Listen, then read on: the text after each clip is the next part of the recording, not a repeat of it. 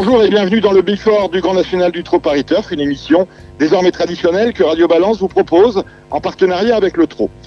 La 10e étape a lieu demain mercredi à 13h50 sur l'hippodrome de Pornichet-la-Baule. Au départ de cette étape, 16 trotteurs répartis sur 3 échelons de départ sur la longue distance de 2725 mètres. Pour analyser avec nous cette épreuve, nous retrouvons Cédric Philippe de Paris Turf. Salut Cédric. Bonjour très chers amis. Jérémy Lévy, alors vous êtes la star des télévisions et des réseaux sociaux. Télévision dans l'émission Ici on Paris le Canal Turf, on vous retrouve sur Equidia. Les réseaux sociaux, c'est avec Gigi Turf. Salut Jérémy. Oh la star, n'exagérons rien. Bonjour à tous. J'aime bien vous tenser un peu. Et on vous félicite pour la victoire, la belle victoire de Boomer. C'était samedi dans l'avant-dernière sur l'hippodrome de Vincennes. Et on retrouve Alexandre de Koopman. Salut Alex. Bonjour Dominique, bonjour à tous. Alors Alex, on vous a suivi lors des ventes de Yearling sur l'hippodrome de Deauville et on félicite également pour la belle victoire de Eragon de Jupy. C'était dimanche dans le Sud-Est. Et à ce sujet-là, on vous suit régulièrement, on suit vos pronostics sur votre page Facebook de Coupe Tuyau. Bon, messieurs, en préparant cette émission, Cédric Philippe nous disait que cette étape, c'était surtout une étape de transition. Vous confirmez, hein, Cédric? Oui, voilà, j'ai vu des plateaux plus relevés et des courses dans lesquelles tout le monde ou presque tirait à vue, était particulièrement ambitieux. Là, il y a du piquet du carreau. J'ai l'impression qu'il y a 7 ou 8 chevaux qui sont à suivre en priorité et derrière, c'est un petit peu plus nébuleux. Maintenant, une belle étape, c'est une étape qu'on touche et j'espère a posteriori qu'on pourra dire que cette étape aura été une belle étape pour nous et nos auditeurs. Alors justement, pourquoi une étape de transition? Parce qu'au départ de celle-ci, on n'a pas le leader actuel du Grand National du Trot Paris Turf, à savoir Crack Money, qui mène devant Deganawida. Lui est bien présent. L'engagement n'est pas top, mais il peut faire, peut-être, nous dira Jérémy Lévy, un truc dans cette course. On a Euroduchesne qui est présent, on a Bajulerie qui est là, et on a Fric du Chêne. Deganawida est 2e, Euroduchesne est 4e, Bajulerie est 6e, et Fric du Chêne est 9e au classement général provisoire. On retrouvera d'ailleurs à ce sujet, en quelques instants, Julien Lemaire, qui est l'entraîneur d'Euroduchesne et de Fric du Chêne. Un mot sur le profil de la piste et la manière dont on peut s'appliquer la tactique. Je le disais, 3 échelons de départ. Est-ce qu'on peut rendre 50 mètres, Jérémy Lévy? Ouais, c'est très très dur de rendre 50 mètres à Pornichet. D'ailleurs, c'est la seule course où on a un rendement de distance de 50 mètres tout au long de l'année sur cette piste. C'est une piste très roulante, il faut vite être bien placé. Ça tourne beaucoup, donc il faut un bon gaucher dans les mains. Et de préférence, un cheval qui s'élance vite et qui peut vite être dans la bagarre parce que c'est pas un profil de piste qui est très sélectif. Une courte ligne droite et sitôt passé le dernier tournant, on est déjà quasiment rendu au poteau. Donc voilà, un gros avantage sur cette piste de partir devant. Donc attention, les chevaux des 3 qui rendent 50 mètres auront sans doute du mal, dont Fric du Chêne, à tenir leur partie dans cette étape. Rapidement, Jérémy, votre favori dans cette étape? Moi, je vais pas être très original, je vais dire favori de Liton en tête. C'est un engagement qui tombe parfaitement pour lui, il est remarquablement engagé au premier échelon. C'est le vrai cheval pour Pornichet à mon avis. S'il est bien souple et qu'il répète ses dernières valeurs, à mon avis, il va être très très dur à battre.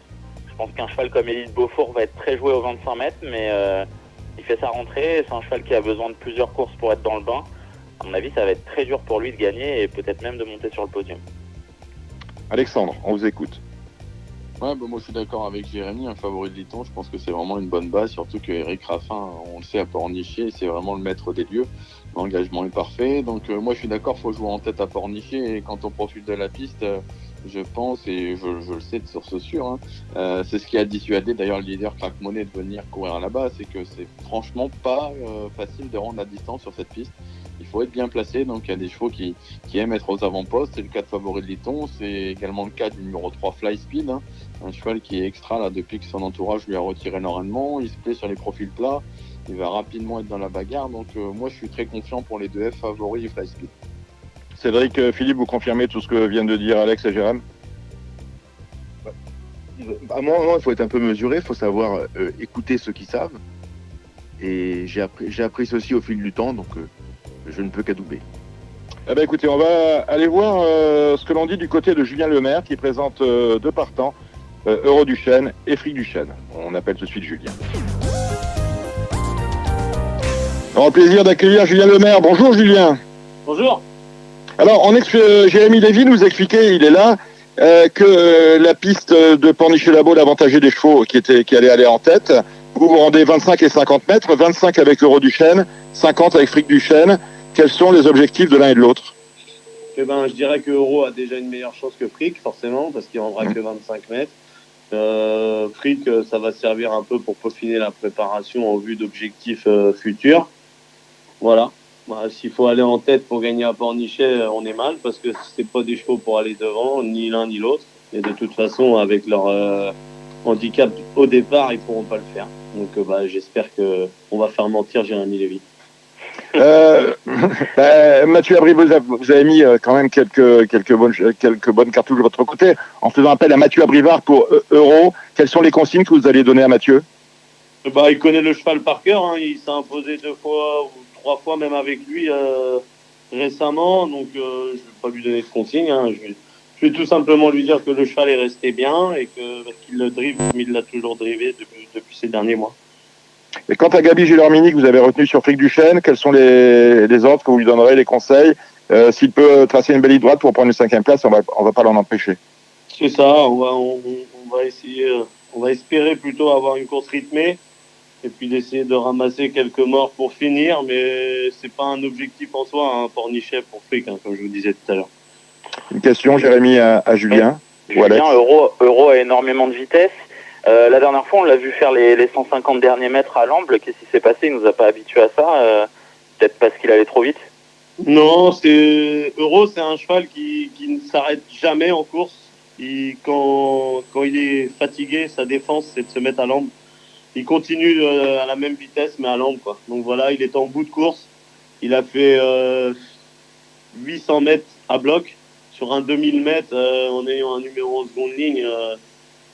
Je me dis que finalement, j'aurais même pas dû courir parce que c'était quasi impossible. Mais le cheval courait super. Voilà, il tombe à l'amble parce qu'il est fatigué, c'est tout. Et Pornichet, ça va bien lui convenir. Au Sable d'Olonne, c'était vraiment très très bien. On a vu en plus Elvis du Vallon qui a regagné hier. C'est quand même s'il rend 25 mètres, c'est une très bonne chance vu ses capacités. Ouais, après il y a des clients, c'est une belle étape, hein, celle de Pornichet. Celle de Sable d'Olonne était très belle aussi.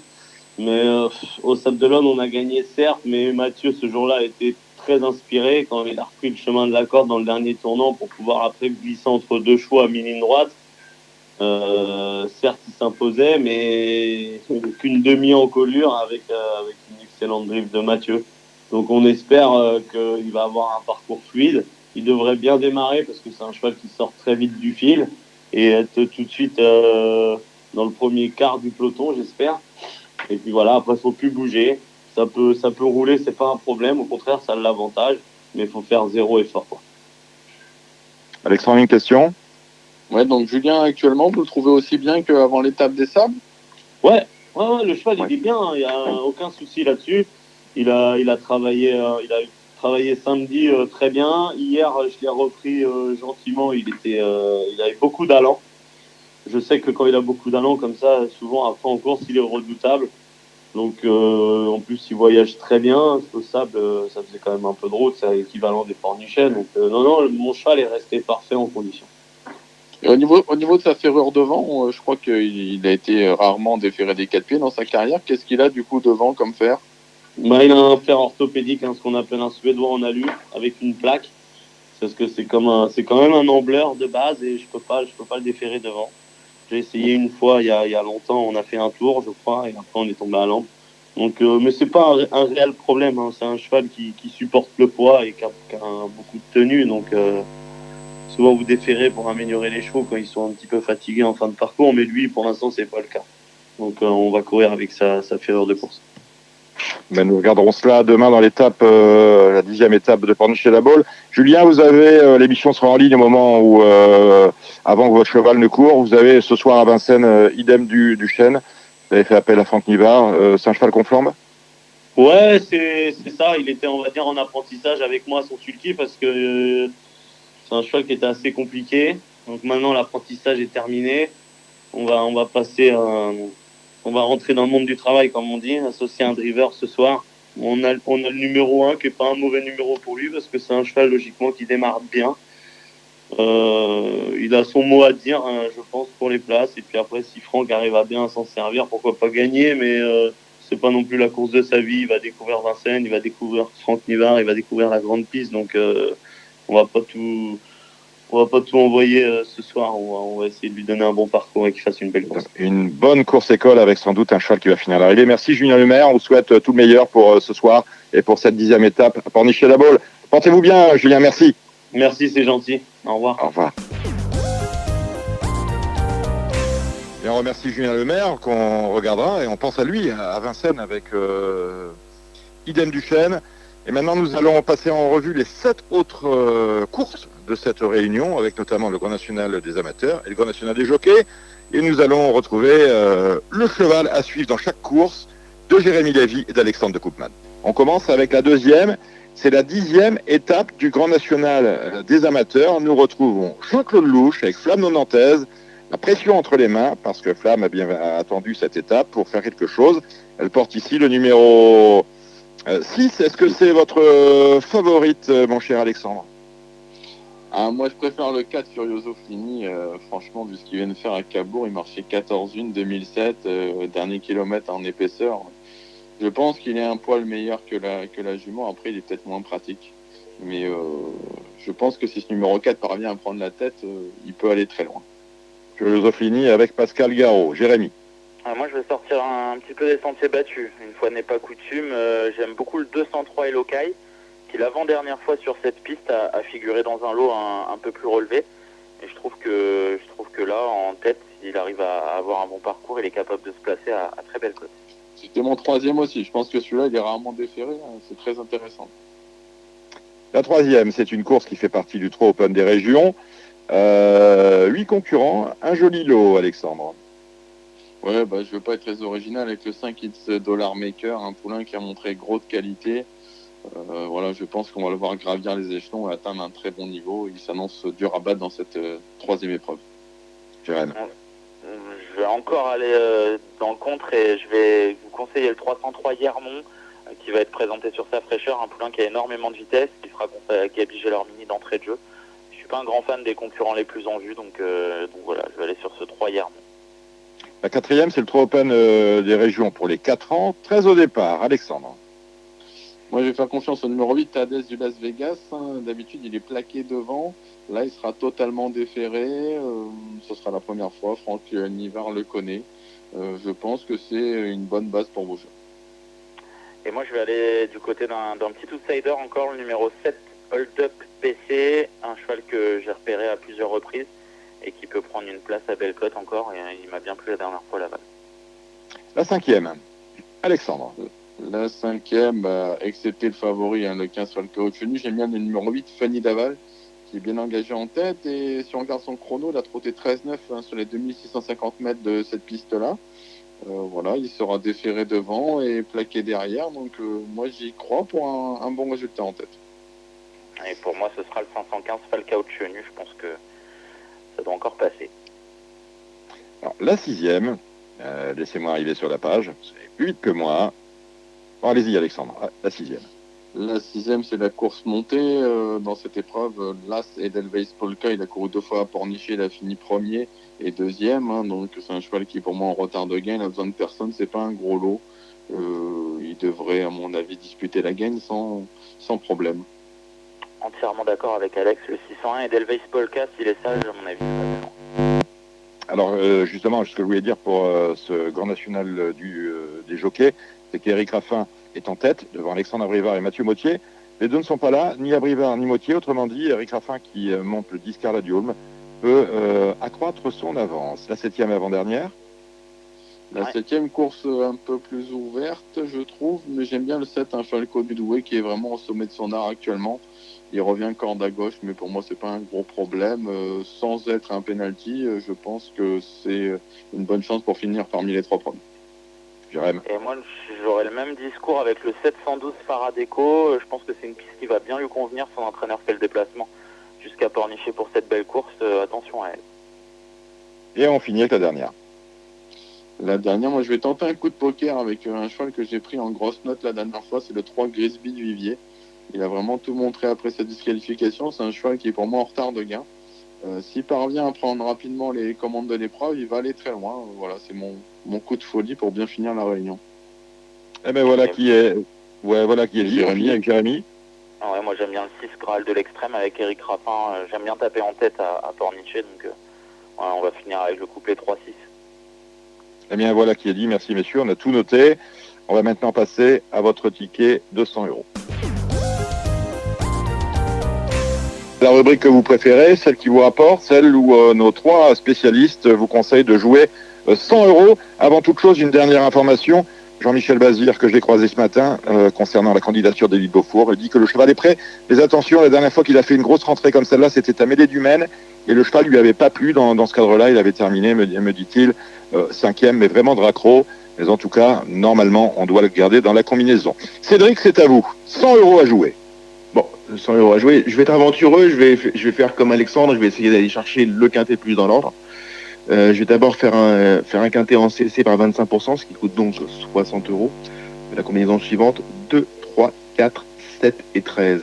Eddie du Vivier, Fly Speed, Cadet, si dans un bon jour, sachant qu'il y a du potentiel. Exactement. Le favori de Liton qui sera le favori. Et le 13, Elite Beaufour. Elite Beaufour qui a quand même des arguments, c'est-à-dire que c'est un cheval qui, certes, a du travail derrière lui, mais surtout, c'est le tenant du titre, hein. C'est le tenant du titre. Qui avait apparemment un chip, voire plusieurs chips dans un boulet. Et apparemment, pour avoir un peu d'expérience, je sais que bien souvent, quand vous les opérez, que ça se passe bien, les chevaux peuvent franchir un palier quand on voit ce qu'il a fait l'an passé. C'était un cheval qui est encore en retard de gain. Donc voilà pourquoi je l'ai mis. Et après, je vais faire 2 champs réduits. 2 champs réduits, un premier 13, 3 et 7 de base. Donc je pense qu'Elite Beaufour peut gagner. Numéro 13 en tête, en deuxième position le 3 Fly Speed, en troisième position le 7 Favori Liton XX, derrière 5 chevaux, 2, 4, 5, 6 et 9. Donc Eddie du Vivier, Cadet, Elvis d'Evron, Festif Charmant et le numéro 9 Euro du Chêne. Donc 13, 3, 7 XX et changement de base 13, 7, 3 XX avec les mêmes. Toujours, non cette fois-ci c'est en 50%, comme ça fait 20 plus 20, 40 plus 60, 100 €, donc il n'y a même pas de monnaie pour le guichetier. Eh ben voilà, on tombe pile sur nos jambes. On poursuit avec Jérémy.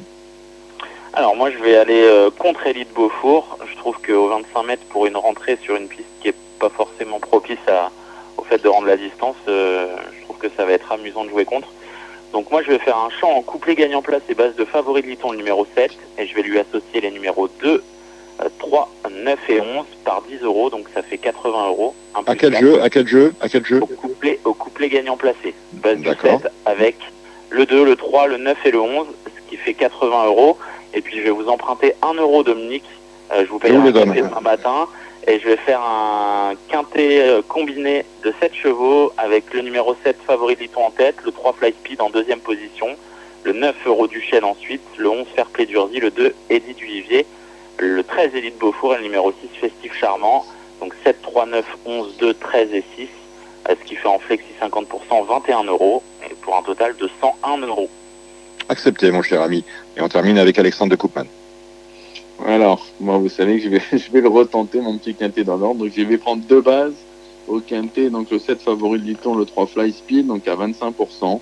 Derrière, je vais leur associer les numéros 2, 4, 6, 9, 11 et 12, ce qui fait un jeu à 60 €. Et nous allons faire le même jeu au multi 4. On peut le faire à taux plein, ce qui fait 45 € et ça me ferait 105 € de jeu. Donc j'ai 5 € à mettre de ma poche. Vous me coûtez 6 €, messieurs. Écoutez, je vais faire l'effort. Et bien voilà, ce before de la 10e étape Ligue nationale du Trot Paris Turf à Pornichet-la-Baule s'achève. Rendez-vous pour la 11e. On sera où pour la 11e étape, Jérémy Lévy? Alors là, vous me prenez de court. Alexandre. Argentan, oui exactement, c'est Argentan, c'est à la fin du mois, le dernier mercredi du mois, et on se retrouvera la veille, le mardi, pour un nouveau before qui sera relatif à la 11e étape. Ce before est donc maintenant terminé. On salue, remercie Julien Lemaire, on salue Cédric Philippe de Paris Turf. Salut Cédric. À bientôt, chers amis, prenez soin de vous et soyez pas trop sages parce que L'aventure, c'est l'aventure. Ce n'est pas notre habitude. On salue Jérémy Lévy, on salue Alexandre de Coupal et on retrouvera toute l'équipe vendredi pour un gros numéro de Radio Balance comme chaque vendredi. Portez-vous bien d'ici là. À très vite. Bye bye.